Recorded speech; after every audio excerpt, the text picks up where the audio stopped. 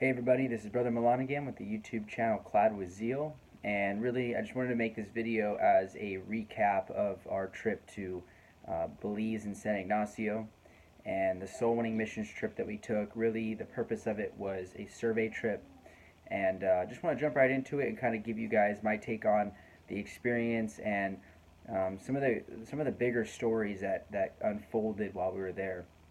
So it was all in all a crazy trip, and I just really want to give you guys the highlights.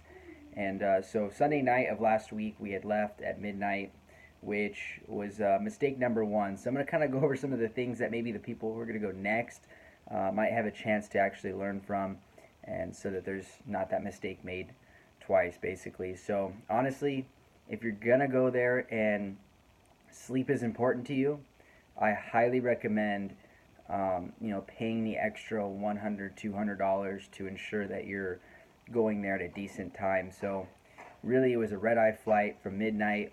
We didn't get into San Ignacio until the next day, their local time, at around noon. So we had a well elapsed layover in Texas, and it really just drained on all of us. I was happy though that we were still um, given enough energy to actually do some work that evening, but the trip was just exhausting, and it really took that extra wind to keep us going in the evening, and a little bit of lack of sleep, a little lack of food, but we made it happen, and definitely God was behind a lot of that, so that was really cool.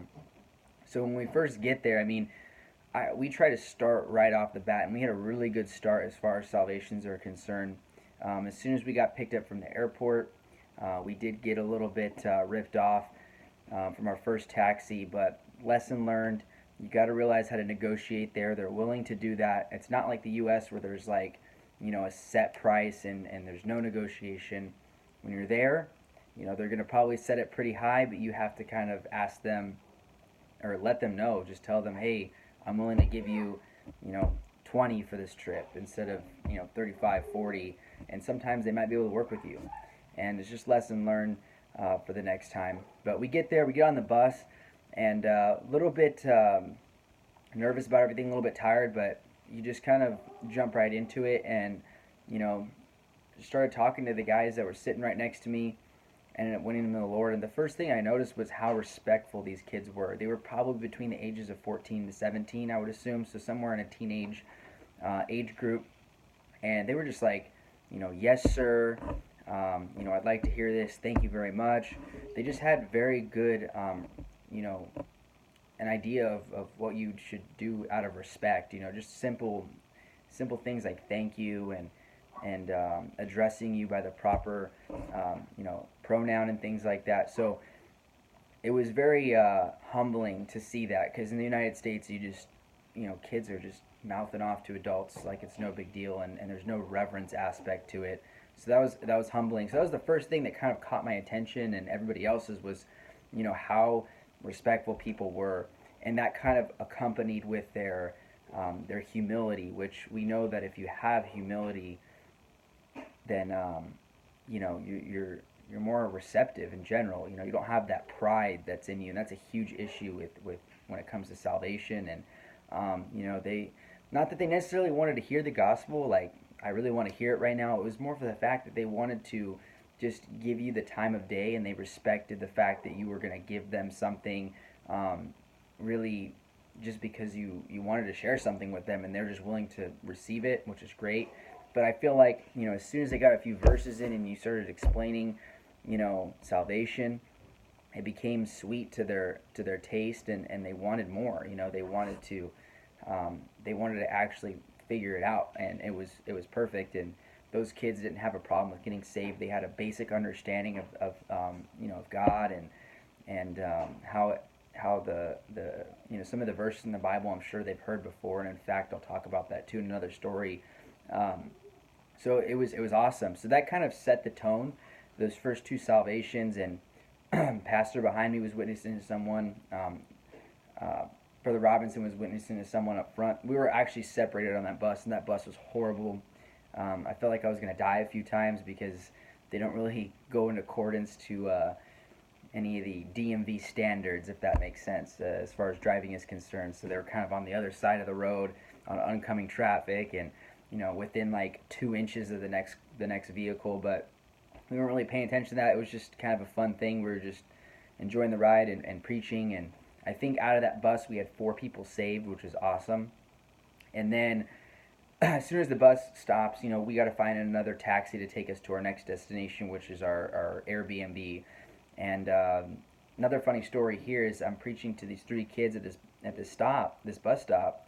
We're waiting for a taxi driver, and just giving them the gospel. These kids are actually from Guatemala, which is the next country over. Not a lot of space in between there, so it makes sense that they were there. Um, and it was just cool. They were receptive as ever, and they all 3 got saved. But the guy behind me, I couldn't see what was going on. I wasn't really, I was really focused on what we were doing right here, just trying to get these kids saved. But I just hear this yelling in the back and some vulgar language being used. And I'm trying to figure out what's going on, but I hear Pastor Bruce just rebuking this idiot, and this guy's like saying all manner of wickedness, and you could just tell that this guy was either insane or drunk or whatever the case is, and it turns out the guy was actually a drunkard. But that was really our first bar Jesus, because it kept throwing me off. Like I was on a point, and he'd say something, it just kind of grasped my attention, and I was just trying to get it away, and Pastor Bruce was able to kind of hone down the situation and just rebuke the guy. So it was funny. It was just that was just like our first contact with the bar Jesus. But anytime you do something great for God, you can expect some sort of disturbance, annoyance, or just an adversary out there to really stop the work of God. And it was a great time. We ended up meeting up with an awesome taxi driver who later on gets saved. And we became friends with this guy, and this guy knows that we're coming back, which is really cool. We made a lot of great connections, even with a guy from a local church there, a local Baptist church. So I'm sure the guys that, everyone who's going in the future is actually going to meet some of these people that I'm talking about. So it's kind of exciting to have that connection, because they want to serve with us. They want to go out and do these great exploits with us, which is awesome, because these guys can get trained.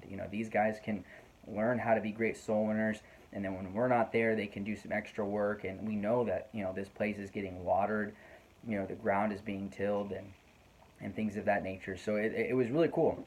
So we get to our Airbnb, we get all checked in. That was kind of a little bit of a task, because we couldn't figure out how the locks worked, and we were kind of struggling there for a little bit. But thank the Lord that T-Mobile had service out there, so that was really cool. So that's something you guys can expect, is you're not going to have an issue with making phone calls or receiving text messages if you have business outside of that mission, or if you have to get in contact with someone. You don't need to set up an alternative plan or pay extra. As long as you don't actually initiate the phone call and the call is being received from, that you're just picking up the phone, it sounds like you don't have to pay anything. Text is fine. They have Wi-Fi, so everything's good. We get checked in. It's a nice place. I was really amazed at how well put together this Airbnb was. It was super cozy, better than what I expected, better than a hotel, to be quite honest with you, because you have your own quarters, and there's really no other tourists that are kind of in your way, and some, to be honest with you, the tourists were kind of annoying there, because they would kind of give you these weird looks while you're preaching the gospel, and they were, it is what it is, but it's just, they definitely weren't as receptive as the locals. So I'm glad we didn't really have to have that atmosphere too much. Beside that, so we finish up, we get some dinner. The meals were awesome. I think you guys will look forward to that. And we got some good food. I would say it's, the place that we went to was somewhat local, feel to it, but it still had an American flavor to it, if that makes sense. But it was great nonetheless. Just got some time to chat. We were still exhausted, but then we decided to go out in the evening and see people saved. And it was a little bit dark out, but people are still out and they're receptive. And I probably wouldn't do that here in the U.S. Obviously, there's an opportunity to preach to someone and it's dark out, but I'm probably not going to be knocking doors or going out of my way once it's past dark. I don't know how receptive it is. I don't think I've ever done it, once the sun sets, but I just feel like it's better during the daytime. And this was cool. People were super receptive. At the end of that day, we had 17 salvations, and we were off to a great start. And we only really had a few hours of dedicated time for soul winning. So next day rolls around. This is our main day, and we were able to see, by the end of that day, 40 salvations. So that was really cool. Some highlights of that day. So I remember we went to, or actually, let me start with this one. So we were out soul winning, and there was these two ladies that Pastor Bruce and I were talking to, and we were talking to them separately, so we weren't overlapping each other. Because pretty much it sounded like we were like on the same pace, because people would get it so quickly. People would understand, the basics, that they were sinners and they deserved hell and those types of things. So it wasn't like we were spending a lot of time with them. It was really just going through the gospel, whatever 10, 15 minutes that took. And it just seemed like we were on lockstep, like it's like we would say one thing, we would like say one verse, and then you could hear the other person complete it. So it was kind of cool. It was like, for the wages of, and it was for the wages of sin, and then he would say sin. It was like one of those things where it was like on repeat. So we kind of had to separate ourselves so we wouldn't get thrown off. And then this, all of a sudden, out of nowhere, like I was on a specific point, and then you just see like 4 dogs just tumbling down the street. And we're like, what in the world? And then you just hear growling and barking. And they're like medium-sized dogs. So I mean, they could, if they got to you and they were aggressive, they could definitely do some damage. And they were like trying to attack each other. There was like 2 dogs fighting 1 dog, and it just kind of threw us off. And it was just a little bit of distraction. But I mean, I don't think it's coincidental, and I'm sure it happens every day. But it just happened to be like literally right at our feet while we're preaching the gospel. So it was kind of annoying. Kind of disregarded that. Went forward throughout the day. Kind of did our business. Saw a lot of people saved, and then I think it was either lunch or dinner time. No. It was lunchtime. At lunchtime, we went to go eat at this place. Very authentic, very awesome. I'm sure you guys might be able to visit this place if you guys stay in the same area in San Ignacio. But there was these folks that were kind of sitting next to us. I'm sure they were listening to our conversation because it led them to ask a question at the end. And one lady, as we were leaving, turns to Pastor Bruce and says, "Hey, are you guys missionaries?" And obviously we're going to respond with yes, because that's our purpose. We're doing missions, we're doing the Great Commission, if that makes sense. And Pastor just wanted to use it as an opportunity to see if they're receptive, and gave them a YouTube card and asked them the question. And the first thing that comes out of her mouth is, "Well, what do you think about the new Kanye album?" And I'm very sure that these people are not locals.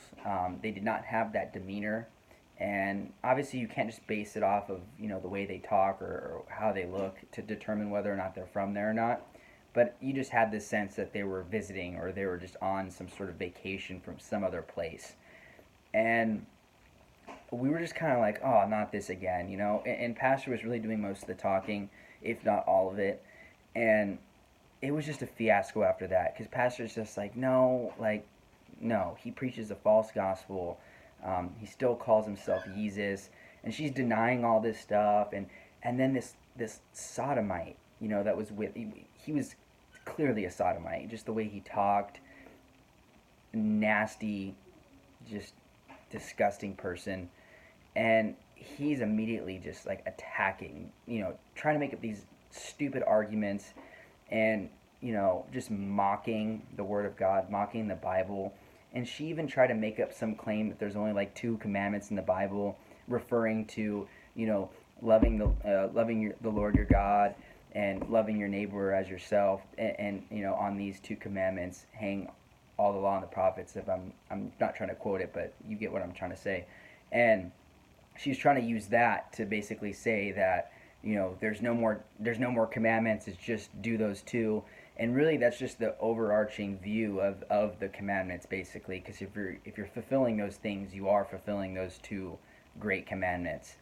And so she just had this weird perception of God, this Kanye West perception of God, where it's just love everyone, hate the sin, love the sinner type of attitude. And obviously, she was doing it out of, just trying to attack, not necessarily wanting to learn.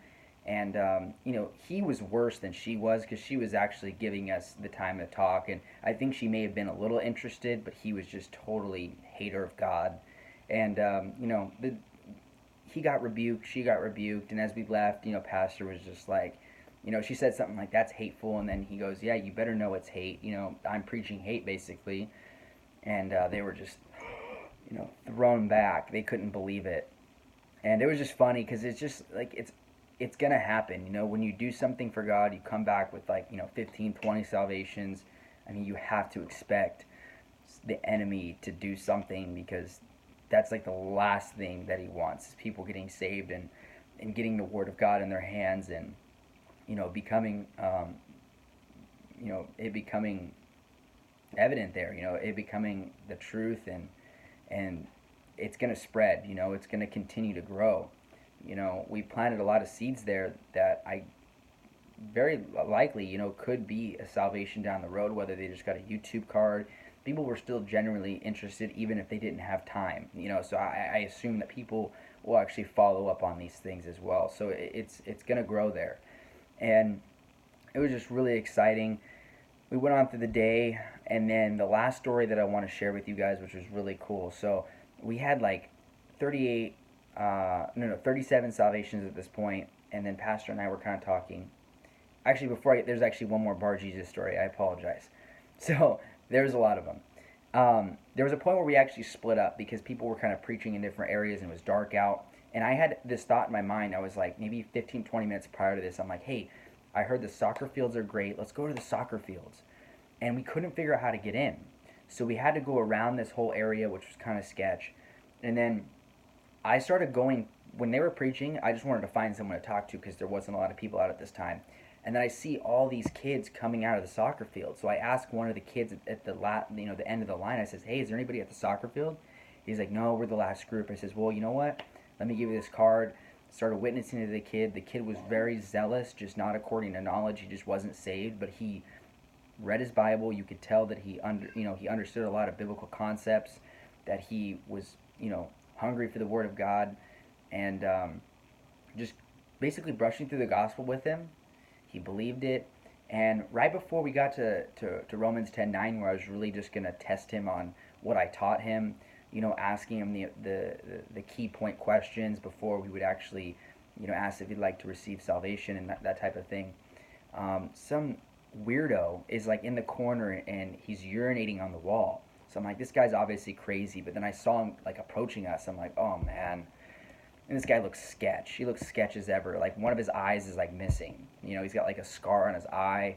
He just looked really creepy. I'm not gonna, obviously we shouldn't judge by appearance, but you could just tell when someone looks weird, and just approaching us like that. Didn't say anything until he got there. And he goes, what are you guys doing over here? And I'm like, oh man. So I'm like, actually, I'm just showing this guy, this gentleman here, how to get to heaven. And I was just like, would you like to hear as well? Just kind of shooting from the hip to see if maybe I could use it to distract him and then maybe preach to him later. And keep in mind, these guys are kind of far away, so they're not really seeing what's happening until later. And then I remember he just looked at me and he's like, yes, I would like for you to do that. He's like, I've been watching you guys. And I'm like, what in the world? What are you talking about? He's like, I'm very interested when people do Bible studies. And I'm like, okay. And then he goes, but hold on. Before you tell me, you got to get to know me. I'm like, the heck does that mean? and this is all happening. I keep looking over at Pastor because he's kind of like done witnessing to somebody. And I'm just like kind of signaling him like, come get this guy out of here because I'm trying to get this kid saved. And this guy's being really weird and creepy. And he kind of gets distracted. So Pastor kind of brings him over. And I don't know what's going on over there because I'm focused on this kid. So that was really weird. And I remember at one point the guy's like, oh, I'm the security guard here. And I'm like, there is no way this guy's a security guard here. This guy's like super weird. I'm like, this guy's lying. He's obviously crazy. He just urinated on the wall in the broad open. And I'm just like, this guy's making stuff up. So after this whole thing, the kids get saved. The kid's excited. The kid wants to know more. So I point him to the YouTube card. Well, lo and behold, there's a coffee shop behind us with boba, and we've been looking for a good coffee shop since we've been there. We've just been drinking Folgers, basically, and I like it. Not everyone likes it, so that was we were looking for something better.